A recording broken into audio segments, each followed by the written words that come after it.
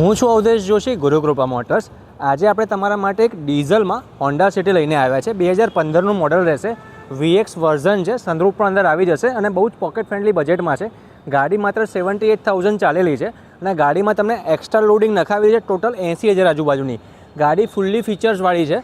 વાત કરીએ હવે ગાડીની વધુ માહિતી વિશે। તમને ગાડીમાં 4 ટાયર નવા મળી જશે, પ્લસ ગાડીમાં તમને કીલેસ એન્ટ્રી પણ મળી જવાની છે।